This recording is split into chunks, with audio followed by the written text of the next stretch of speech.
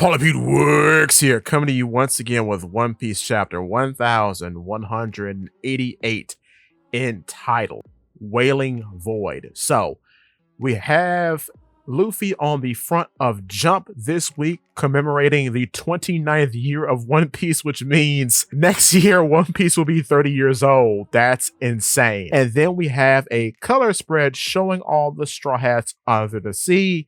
Of course, all of our Devil Fruit users and Zoro are in bubbles while the rest of our guys are swimming around. We see a bunch of sharks saluting Jinbei, so I guess this is his shark network that he talked about briefly way back at the start of Elbaf. Interesting. Perhaps they are. But going on with our chapter, it seems as though we have two individuals talking on the Mushi, and it's Joy Boy talking to Emu.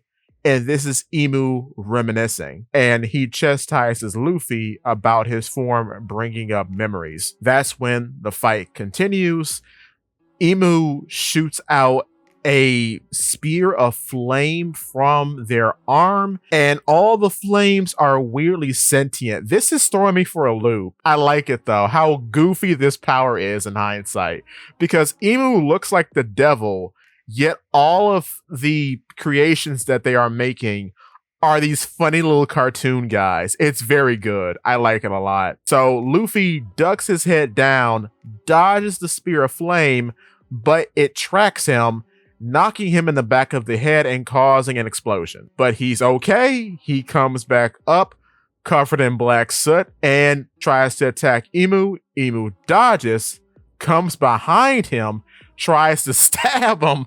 Luffy dodges, and he then goes on the offensive, hitting Emu with a barrage of punches, which Emu blocks with their spear. And Luffy is getting pretty frustrated about Emu's defense's prowess, but Emu counters attacks with more of these weird flame bombs.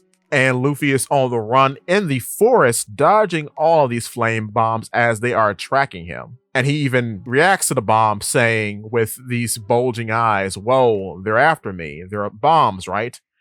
And he tries to counterattack with Gum Gum Jet Gatling, which actually makes contact with all the bombs, exploding them prematurely. And this is when all those people who say that Luffy isn't using Toon Force are about to eat a whole lot of crow, because Emu looks down as Luffy says, "Gum Gum Majin," and he turns into an actual genie, like the genie that Daifuku makes with the puff puff fruit. Actual genie with a turban that has a cartoon meat clip on the front. This is actually Luffy too. This is not a projection. And Luffy comments, "Don't think I missed what happened in your fight with Loki."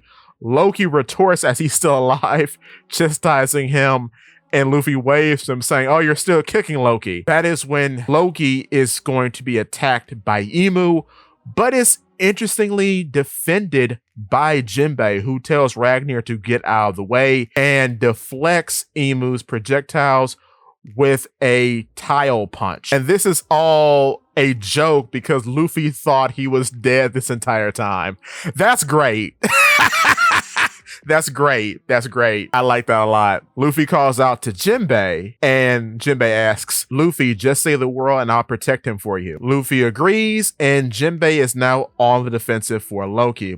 But what is so interesting about this is that death is mentioned, and now Jinbei alone is protecting Loki.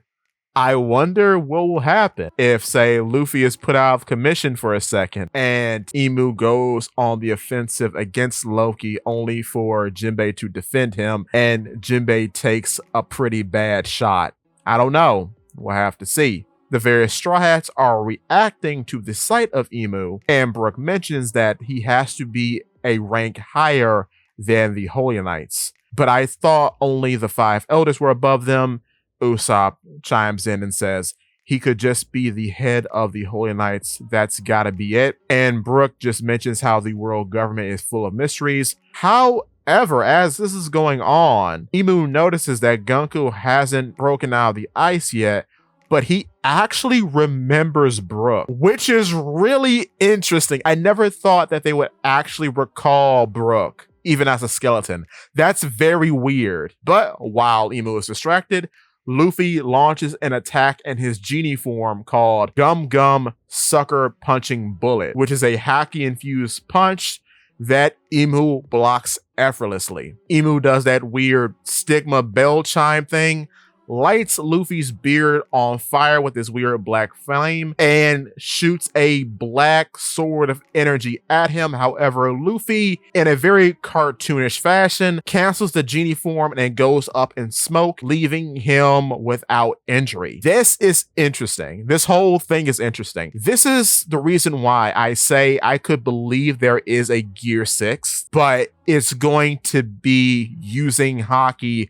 with forms like that, because now he could just become anything apparently, because this Genie thing is completely out of left field. When the spoilers were up, I didn't think they were serious in saying he turned into a genie, but no, he turned into an actual genie. So everybody who ever said that his powers are still just rubber, I don't know what to tell you. I don't know what to tell you, dog. But anyway, Imu goes on the counterattack again with more of these weird googly-eyed bullets that have homing properties. They start to chase Luffy down, but that is when Imu turns his staff into a glob of fire. So now we know that the staff is a part of the Dough Fruit. That is confirmed here. So Imu, while twirling their staff, turns into a glob of fire, seemingly puts it back into the ring around their body and pulls out a sword.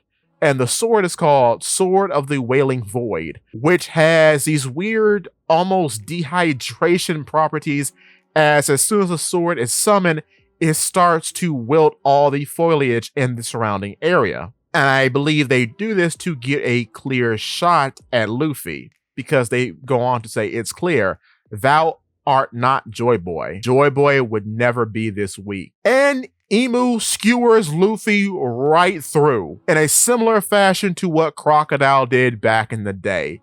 Bruh. Goodness gracious. All that dodging and running didn't do a thing because he got skewered in the end. Wow. So we do have a break next week. Do I think Luffy is dead? Absolutely not, because of the weird healing factor that Zoans have. But this is very interesting. This also shows, and a lot of people have been saying this since the spoilers came out for this chapter, but this means that there is a long way to go for Luffy, which I've been saying that too.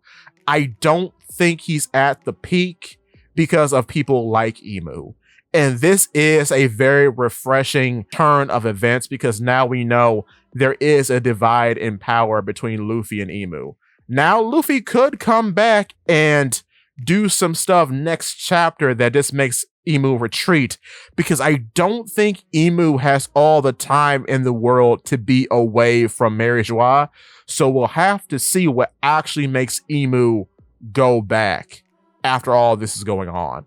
I really do wonder what will make them retreat. But now, seeing as how Jinbei has been fully separated from the group, I'm not sure. I might be correct in saying he might kick the bucket. We'll have to wait and see, because that's just interesting. It's interesting that Jinbei is set apart from everyone else, even though Imu has taken interest in Brook. We'll have to wait. We'll have to wait. But I'm very curious as to what will happen next. But with that being said, that is our chapter. Very good chapter. And once again, we're confirming Toon Force is real. But with that being said, if you are enjoying the video so far, click the like button. And if you want to see more from me, click the subscribe button, followed by that bell so you never miss a video. In addition to, click the hype button because it really does help. And with that being said, give me your thoughts and tell your friends about Polypede. Whoops!